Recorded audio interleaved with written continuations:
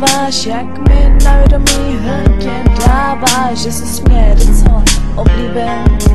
Přitom ti za to nikdo nic neslíbil, jenom si poznal jednu, co má ráda svět, co nečeká dlouho a ráda řekne hned, že si jejím vytouženým velitelem snů, že ti každou chvíli touží říct. Zvuk je dál, ale prosím neodcházej ještě, počkej, až se přeženou slzové deště, až mi oči usnou a zase dokážu smát, až mi jenom dechem řekneš mám tě rád. A budeš vědět, že jednou přijde konec našich těl proplétání. Milovat tě budu, až do skonání, to ti slibuju, je jako že se Anetka jmenuju.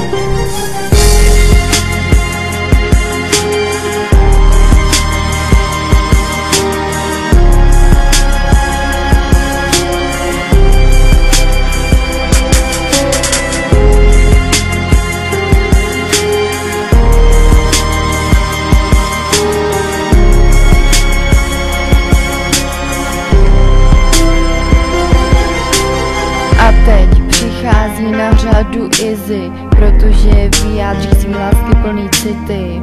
Pokaždý, když se cítím sama, otevře se přede mnou brána, která vede k tvýmu srdci. Víš přeci, že mě máš ve svý moci, šla bych pro tebe až na konec světa. Tvoje ruka je pro mě jako deka, s tebou mám pocit jistoty a ta jistota si ty.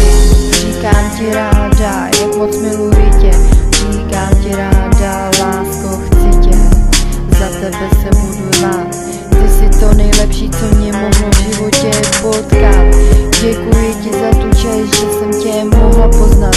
Děkuji ti za každý tvůj polibek, děkuji ti za každé tvé pohlazení. Pro mě na světě nikdo jiný není, jen ty jsi to moje zlato. Díky Bohu za to, že jsi tu se mnou a že jdeme spolu společnou cestou.